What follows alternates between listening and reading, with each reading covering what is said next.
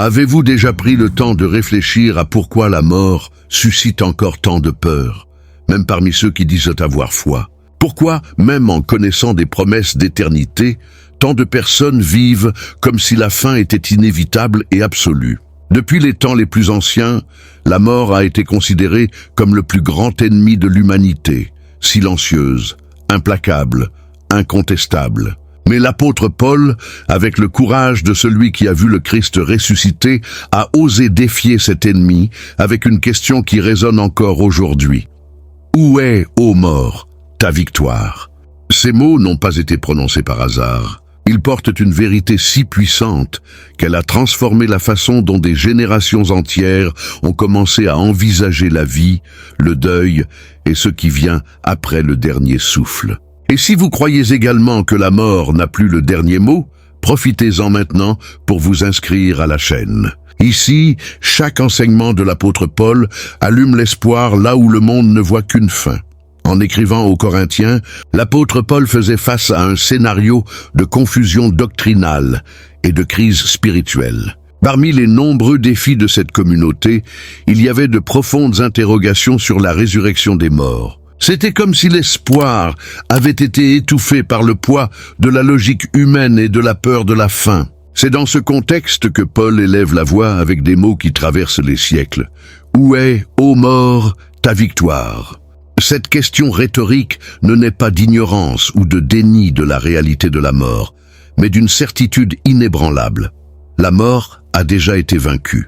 Pour Paul, la victoire n'est pas dans l'évitement de la mort, mais dans le passage à travers elle, les yeux fixés sur la promesse que Dieu a scellée en Christ. Cette espérance qui transforme la mort en victoire n'est pas un optimisme vide. Elle repose sur la conviction que la mort a cessé d'être le point final. L'apôtre a enseigné que la mort n'est qu'une étape, un dernier ennemi qui est déjà condamné. Paul n'alimente pas une vision romantique de la vie, mais une confiance fondée sur la fidélité de Dieu.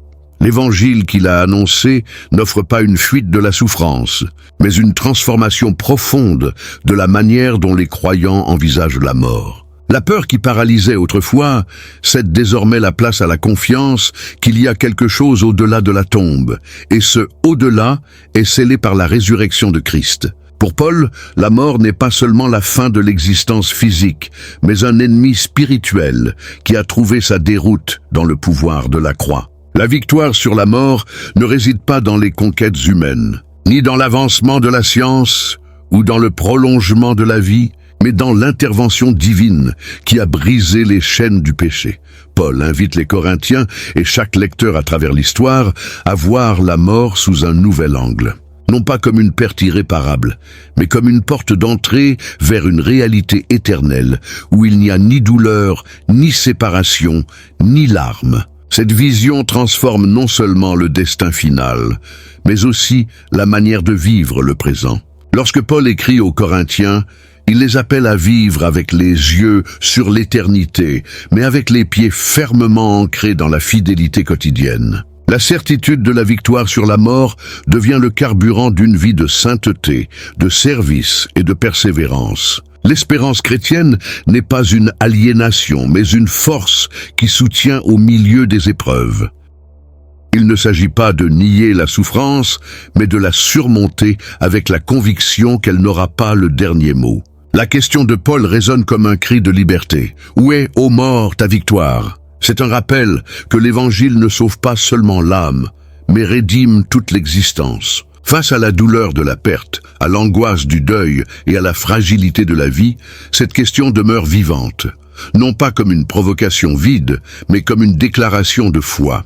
Paul nous enseigne que la mort a perdu son rugissement, car Christ, en ressuscitant, a garanti que quiconque croit en lui participera également à cette victoire. L'apôtre Paul n'a pas traité la résurrection de Christ comme un symbole ou une métaphore, mais comme la réalité la plus centrale de toute la foi chrétienne. Dans sa lettre aux Corinthiens, il a affirmé clairement que si Christ n'est pas ressuscité, toute la prédication serait inutile et la foi serait vaine. Pour lui, la résurrection n'est pas seulement un événement parmi tant d'autres dans le récit chrétien, c'est le pilier qui soutient toute la structure du salut. L'Évangile, tel que Paul l'a reçu et transmis, commence avec la mort de Christ pour nos péchés, continue avec son ensevelissement et culmine avec sa résurrection le 3e jour. Cette séquence n'est pas accidentelle, mais révèle le plan parfait de Dieu en action. La résurrection de Christ est la clé qui déverrouille la plus grande des prisons, celle de la condamnation éternelle. Paul a souligné que si Christ a vaincu la mort, alors quiconque est en lui vaincra aussi. Cette vérité n'était pas théorique pour Paul. Elle façonnait sa manière de vivre, de souffrir et même de faire face à la mort elle-même.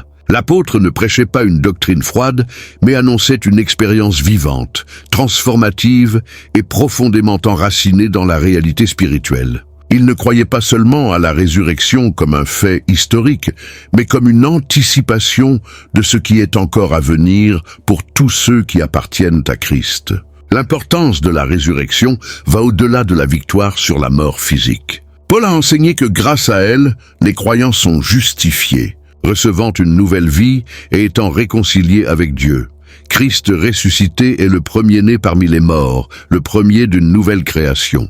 Sa résurrection n'a pas été isolée, mais le début d'un mouvement qui impliquera tous ceux qui sont en Christ. Cette vision place la résurrection au centre de l'identité chrétienne, non seulement comme quelque chose à croire, mais comme une vérité à vivre chaque jour. En établissant la résurrection comme fondement de la foi, Paul déconstruit également toute tentative de réduire le christianisme à une moralité ou à une philosophie. Si Christ n'a pas vaincu la mort, il n'y a aucune base pour l'espoir, ni d'autorité pour l'Évangile. C'est pourquoi il écrit avec une telle passion et urgence, appelant les Corinthiens à s'enraciner dans cette vérité. La foi chrétienne n'est pas édifiée sur des idées abstraites, mais sur un tombeau vide et sur un Rédempteur vivant.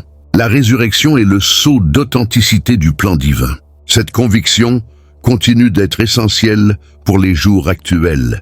Au milieu d'un monde sceptique et souvent hostile à la foi, la déclaration que Christ est ressuscité demeure comme l'encre de l'espérance chrétienne. Paul n'a pas proposé une religion de consolation psychologique, mais une foi enracinée dans des faits éternels. La résurrection de Jésus continue d'être le point de rupture entre le désespoir et la véritable vie. C'est pourquoi, pour chaque chrétien, maintenir les yeux sur la résurrection, c'est maintenir les pieds sur le rocher inébranlable de la foi. En réfléchissant sur la nature du corps humain, l'apôtre Paul a reconnu sa fragilité, sa tendance à la corruption et sa soumission au temps. Dans la première lettre aux Corinthiens, chapitre 15, il compare le corps actuel à une graine qui doit mourir pour donner la vie. Cette image puissante révèle que, bien que le corps terrestre soit limité, il porte en lui le potentiel de l'immortalité. L'enseignement de Paul rompt avec toute vision fataliste ou purement matérialiste de l'existence. Il présente une théologie du corps qui reconnaît sa transitoire, mais annonce avec espoir sa future glorification. Paul a enseigné que le corps qui est semé dans la faiblesse sera ressuscité avec puissance. Le corps naturel, soumis à l'usure, à la maladie et à la mort, sera transformé en corps spirituel, non pas dans le sens d'immatérialité, mais d'être pleinement dirigé par l'Esprit. Cette transformation n'est pas symbolique, mais réelle et future. Le chrétien n'attend pas d'échapper au corps, mais de le recevoir renouvelé. La promesse d'immortalité ne nie pas la réalité de la mort, mais pointe vers le miracle de la résurrection comme le grand tournant de l'histoire. En confrontant les Corinthiens avec cette doctrine, Paul démonte toute espérance centrée sur le maintenant. La foi chrétienne est, par excellence, une foi eschatologique. Elle pointe vers ce qui est encore à venir. Le corps corruptible doit être revêtu d'incorruptibilité, et cela n'est possible que par l'intervention surnaturelle de Dieu. Cette transformation sera soudaine au moment final, lorsque la trompette sonnera. Paul ne décrit pas un processus naturel, mais un acte divin puissant et définitif. Ce qui se détériore aujourd'hui sera revêtu de gloire. Cette promesse d'immortalité console et enseigne. Paul ne voulait pas seulement que les Corinthiens sachent qu'ils ressusciteraient, mais qu'ils vivent aujourd'hui comme des citoyens de l'éternité. La conscience que ce corps sera transformé doit influencer la manière dont nous utilisons le corps maintenant, dans la sainteté, le service et la révérence. Chaque attitude, chaque choix, chaque sacrifice fait par amour pour Christ devient partie de cette préparation pour la gloire future. L'immortalité n'est pas une récompense pour de bonnes œuvres, mais un don pour ceux qui sont unis à Christ par la foi. Enfin, Paul a montré que cette promesse est la réponse définitive contre la peur de la mort. Savoir que le corps sera revêtu d'incorruptibilité change notre manière de vivre et de mourir. Il ne s'agit plus d'essayer de préserver ce qui est transitoire, mais d'investir dans ce qui est éternel. Le corps terrestre, même marqué par la douleur, n'est pas jetable, il sera transformé.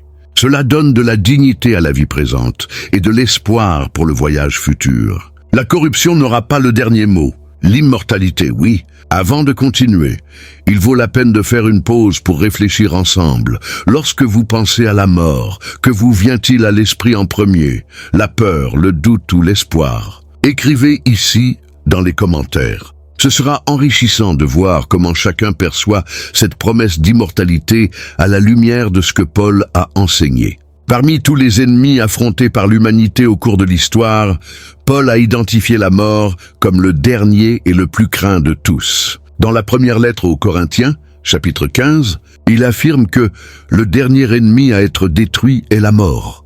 Une déclaration qui reconnaît non seulement la réalité de la fin physique, mais expose aussi sa nature spirituelle. Pour l'apôtre, la mort n'est pas seulement une conséquence naturelle, mais un ennemi actif, héritage du péché originel, qui domine les hommes depuis la chute. En l'appelant « dernier ennemi », Paul se réfère à un moment spécifique dans la chronologie de la rédemption. Le jour où Christ, déjà victorieux, accomplira cette victoire de manière pleine et définitive. Paul voit l'histoire du salut comme une succession de conquêtes divines. Christ a déjà vaincu le péché sur la croix. Il a déjà dépouillé les principautés et les puissances et règne sur toutes choses. Cependant, l'accomplissement de ce règne se fera lorsque la mort sera totalement éliminée. Cela signifie que, bien que la victoire soit garantie, sa manifestation pleine est encore à venir. La mort, qui autrefois était un instrument de terreur, sera humiliée et annulée devant le trône de Dieu. Et ce qui semble contradictoire devient glorieux. Le Christ lui-même, en remettant le royaume au Père, scelle ce triomphe de manière parfaite. Cette vérité eschatologique a des implications profondes pour le présent. Paul ne s'intéresse pas seulement à la fin des temps, mais veut transformer la manière dont les chrétiens vivent le maintenant. Savoir que la mort sera détruite n'élimine pas la douleur du deuil, mais injecte de l'espoir dans le cœur blessé. L'apôtre ne nie pas les larmes, mais les remplit de sens. La mort blesse encore, mais sa blessure a déjà commencé à cicatriser. La vie du chrétien, par conséquent, n'est pas une course désespérée contre le temps, mais un voyage sûr vers l'éternité. C'est pourquoi Paul insiste pour garder les yeux fixés sur Christ, car c'est seulement en lui que cette victoire se concrétise.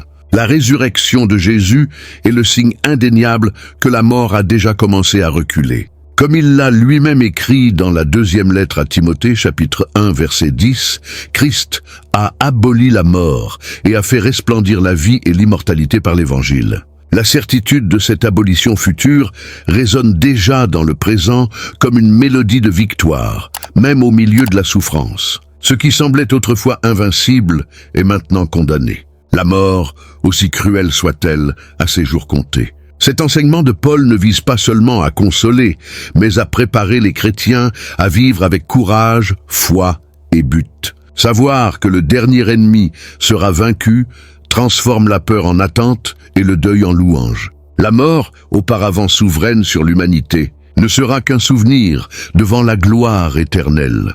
Dans son exaltation à la victoire sur la mort, Paul laisse clairement entendre que ce triomphe n'appartient pas à l'effort humain, mais à la grâce de Dieu.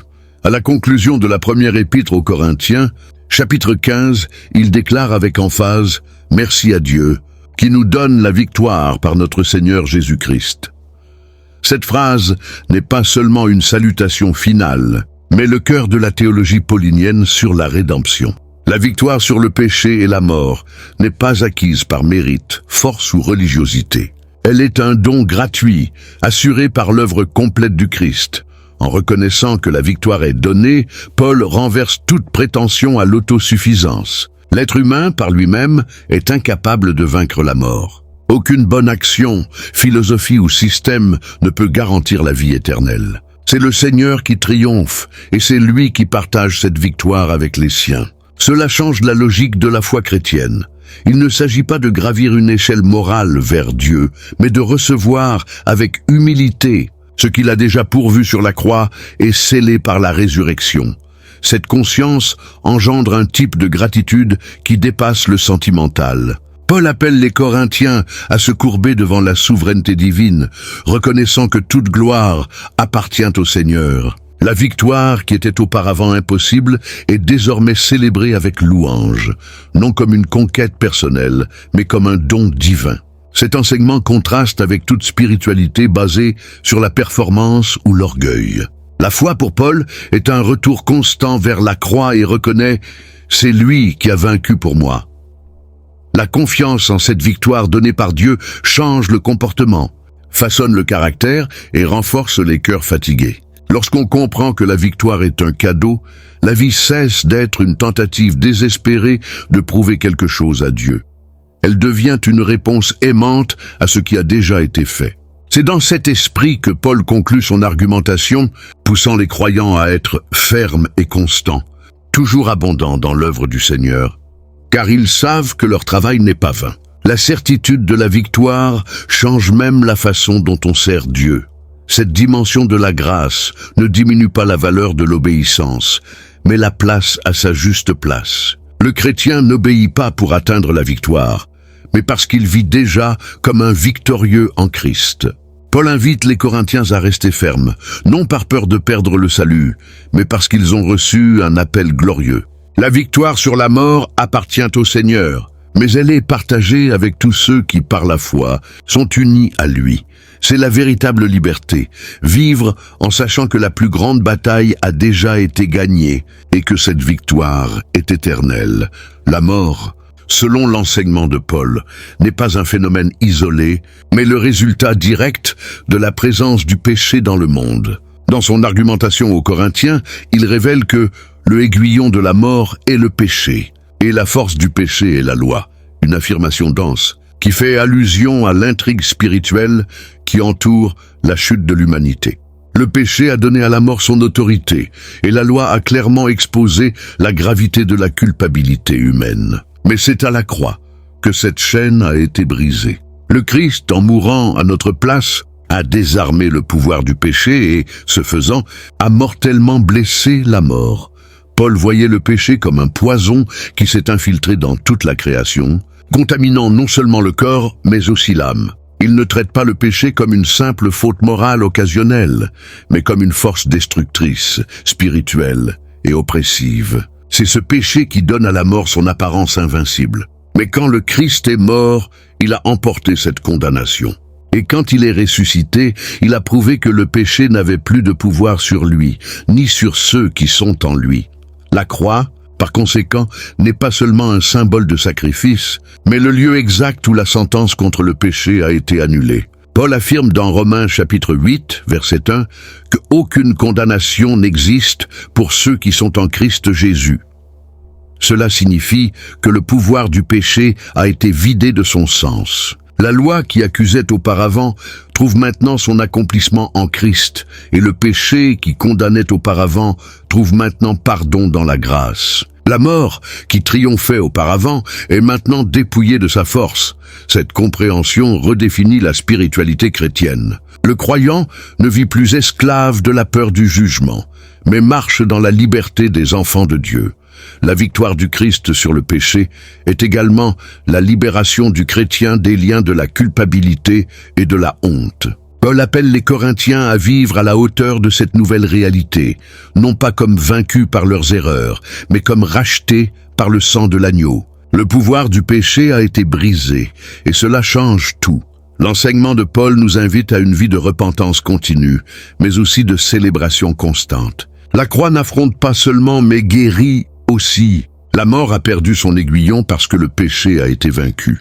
La bonne nouvelle de l'Évangile est que nous ne sommes plus des prisonniers du passé, ni des otages de la chair. En Christ, le pouvoir qui soutenait la mort a été défait et la vraie vie a commencé. Et cette vie est éternelle.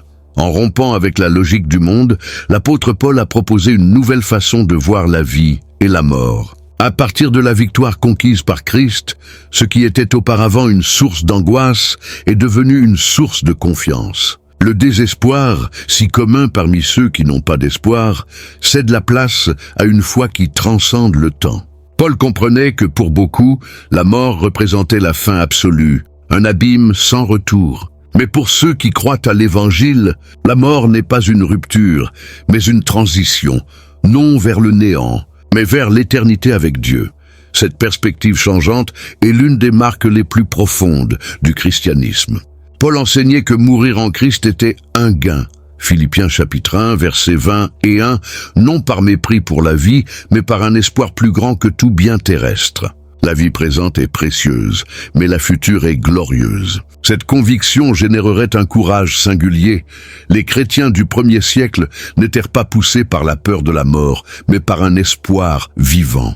Ils savaient que rien ne pourrait les séparer de l'amour de Dieu, pas même la mort. Comme Paul l'a affirmé dans Romains chapitre 8, l'Évangile, en redéfinissant la mort, réoriente également la façon dont le chrétien vit. Il ne s'agit plus de chercher la sécurité à tout prix ou d'éviter la souffrance à chaque instant. Il s'agit de vivre avec intentionnalité, sachant que la vie ne se termine pas dans la tombe.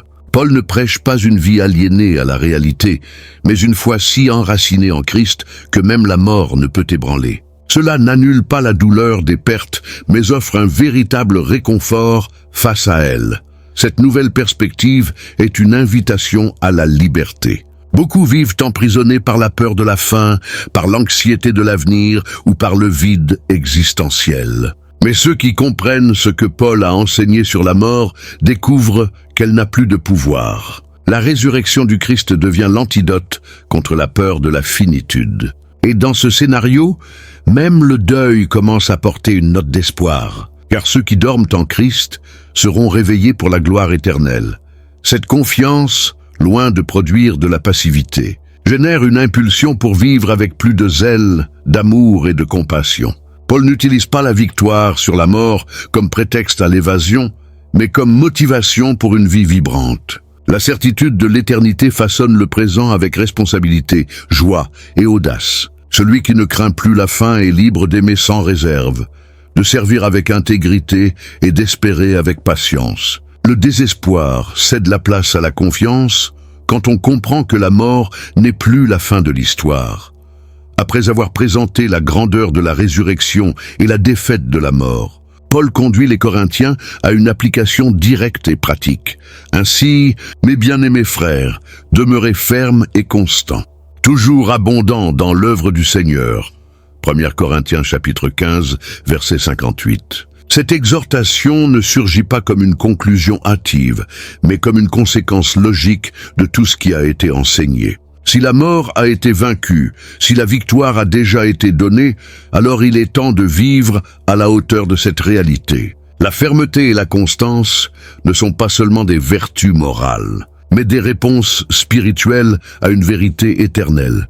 Paul savait que la vie chrétienne serait marquée par des luttes, des tentations et des pressions externes. La ville de Corinthe était un centre de corruption, d'idolâtrie et d'instabilité. Être ferme là-bas n'était pas simple. Pourtant, l'apôtre défie les croyants à rester inébranlables, soutenus par l'espoir de la résurrection. Il n'appelait pas les frères à être stoïques ou durs, mais à vivre avec un but, sans oscillation, guidés par une conviction profonde que leurs œuvres ont une valeur éternelle devant Dieu. Être constant dans l'œuvre du Seigneur signifie persévérer même lorsque l'on ne voit pas de résultats immédiats. Paul savait que beaucoup pourraient se fatiguer, se décourager ou se demander si leurs efforts spirituels faisaient vraiment une différence. Mais à la lumière de la résurrection, chaque acte d'amour, chaque prière, chaque geste de fidélité acquiert le poids de l'éternité. L'apôtre ne promet pas de facilité, mais garantit que rien de ce qui est fait pour Dieu n'est vain. C'est la sécurité qui pousse le chrétien en avant, même lorsque le monde insiste pour le repousser en arrière. Paul utilise l'expression « abondant » dans l'œuvre du Seigneur. révélant que l'appel n'est pas seulement pour le minimal, mais pour le débordement. Il n'invite pas les croyants à faire suffisamment, mais à vivre de manière généreuse, intense et dédiée. La victoire sur la mort n'est pas seulement un fait théologique, c'est une stimulation pratique pour une vie pleine de fruits spirituels. Quand on comprend ce que Christ a conquis, le cœur devient disposé à servir avec excellence et joie. Cette application nous atteint avec la même force aujourd'hui. En des temps d'instabilité et de superficialité, l'appel de Paul résonne encore. Restez ferme, constant, abondant.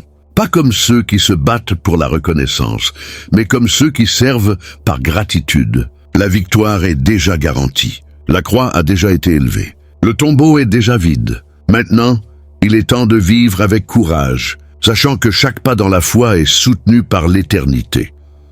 En terminant son enseignement sur la résurrection et la victoire sur la mort, Paul ne limite pas le sujet à l'avenir. Il élargit l'horizon de la foi chrétienne en montrant que vivre à la lumière de l'éternité impacte directement le présent. L'eschatologie paulinienne n'est pas une fuite du maintenant, mais une lentille à travers laquelle le maintenant devient plus clair. Savoir qu'il y a une vie future avec Christ transforme chaque moment présent en une opportunité d'éternité. La vie, avec toutes ses limites, prend sens lorsqu'elle est vue sous la perspective de ce qui est à venir. Cette vision n'aliène pas, mais enracine. Paul n'appelle pas les Corinthiens à abandonner leurs responsabilités, mais à les accomplir avec une autre motivation. Le chrétien vit dans le temps présent, mais appartient déjà au monde à venir. Cette tension génère un équilibre. Il n'y a plus de désespoir face aux pertes, ni d'euphorie exagérée dans les conquêtes. Tout est vécu avec les yeux fixés sur ce qui est éternel. Comme il l'a écrit aux Colossiens, « Pensez aux choses qui sont d'en haut et non à celles qui sont de la terre. » Colossiens chapitre 3. Verset 2. Vivre avec les yeux sur l'éternité ne signifie pas mépriser le maintenant, mais lui donner le poids correct. Les décisions prennent une autre valeur. Le pardon devient urgent. L'obéissance indispensable. L'amour essentiel. Paul savait qu'une foi déconnectée de l'éternité deviendrait fragile et égocentrique. C'est pourquoi il rappelle aux Corinthiens et à nous tous que la vie chrétienne est une préparation quotidienne pour ce qui est à venir. Il ne s'agit pas seulement d'attendre la gloire, mais de la vivre en partie ici et maintenant. Cette perspective encourage également à affronter les souffrances avec espoir. Paul lui-même a déclaré que les souffrances du temps présent ne peuvent être comparées à la gloire qui en nous doit être révélée. Romains chapitre 8, verset 18. Il n'était pas étranger à la douleur, mais savait qu'elle n'aurait pas le dernier mot. L'éternité est la réponse divine au cri humain. Et cette réponse n'est pas vague. Elle a un nom, un visage, un sauveur. Christ est la garantie que tout ce qui est injuste, douloureux et incomplet sera racheté. La vie chrétienne n'est pas une fuite du monde, mais une marche avec un destin certain. Paul a enseigné qu'en comprenant le destin éternel, le chrétien apprend à bien vivre le présent. Avec courage, avec un but, avec sainteté. La mort a perdu son pouvoir. La victoire a déjà été assurée et l'éternité est devant nous.